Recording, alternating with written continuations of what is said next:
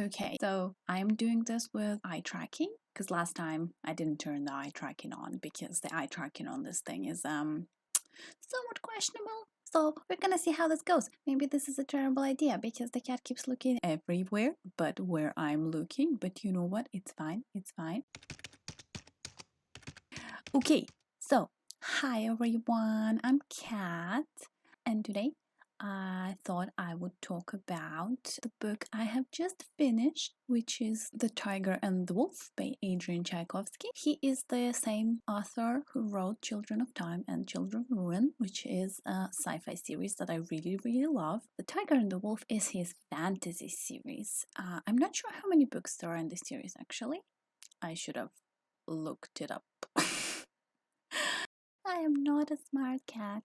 It's set in a world where people can transform into animals. They don't have any limitations on the transformations. It's not based on moonlight or anything. They can just transform whenever they want. The human society is divided by the animal into which they can transform.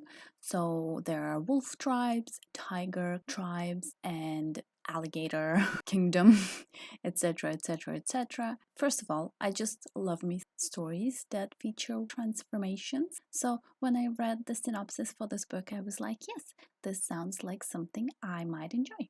So I picked it up immediately. Also, can I just say, the cover is absolutely gorgeous and I love it. Look at this, it's like shiny gold. Yes, I'm getting sidetracked. I should have scripted this properly instead of bullet points, but whatever. In this world where a person can transform into one animal, we start the book with a girl who is actually carrying two souls, as they call it.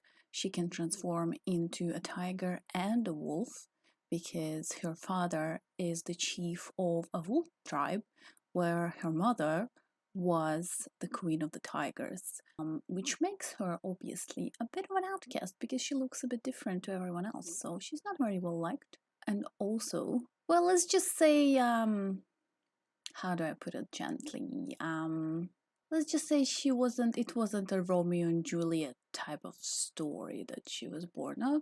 Basically, her father intends to subjugate the tigers, who are wolves' old enemies. And since, unlike the wolves, the tigers are ruled by a queen whose power passes down to her daughter, he thinks that he can use Mania to control the tigers. Mania finds that out, and obviously she is not very pleased. She is not happy to be used as a tool in some other person's grand plan. So she decides she needs to escape. She doesn't want to be part of this. She takes with her a snake priest who traveled all the way north to the land of the wolves and unfortunately was going to be sacrificed. Yeah, did I say there's like a lot of human sacrifices in this book? Anyway, Mania makes her escape, but on her tracks, her father sends Broken Axe, this lone wolf that basically kind of like a killer for hire. So we mostly follow Mania's story in her attempt to get out of her father's control.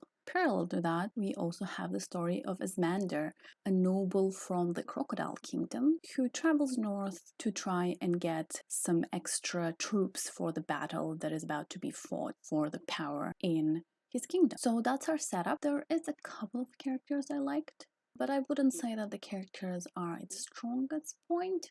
They're interesting enough to follow, but I wouldn't say they're standout. And my overall impression, this is because it is the first book in this series, I didn't find it to be entirely satisfying. Obviously, a lot of the things are left for the following books, but still, I kind of would have appreciated more of a progression, I guess. A lot of things are left unanswered. I did like the whole magic system in this book. I do appreciate humans transforming into animals, as I've already said, and also I appreciated the different ways in which they use their transformation, especially how Mania transitions between tiger and a wolf. Also, I'm not going to spoil it, but there is a couple of really interesting animals that make an appearance. But overall, I felt like the setup was kind of more engaging than the plot structure. I'm not sure exactly how to explain it, but it just felt like there's a lot of back and forth. Characters constantly run away from each other and get saved by each other. It works a few times, but at some point it just struck me as slightly repetitive. it feels like the book wasn't very well paced. And I feel like the pacing, for example, in Children of Time, was much, much stronger than in this book. Although we do have flipping between different viewpoints, which definitely helps, but I think the fact that most of the book is basically a chase does not help very much, unfortunately. But it's still a good book. I will read the next one just because all the hooks for the following books are really good.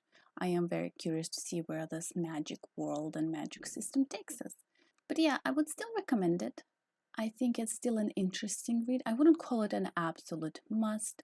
There's so many really good fantasy books out there, but I think it does have a lot of very neat ideas that I haven't seen done in many other books. So I think it is worth checking out if you're on a hunt for a new fantasy book to read. But also, I think I especially like the whole transformation magic. So maybe if that's not something that you're into, maybe you'll like it a little less than me. So overall, I did enjoy this book. Also, I am very happy to be finishing a book because, again, I have been in a major reading slump. And yes, that's all I have to say about this book. Thank you so much for watching. I do appreciate you watching. Also, I have noticed some very nice comments about my VTube model, so thank you so much. I'm glad you like it. I was a bit nervous, I know. It can be a bit cringy. Anyway, that is it. Thank you so much. Check out my other videos. Like, subscribe, blah, blah, blah, whatever. I don't know. You're a grown-up person. You can do whatever you want. Anyway, bye.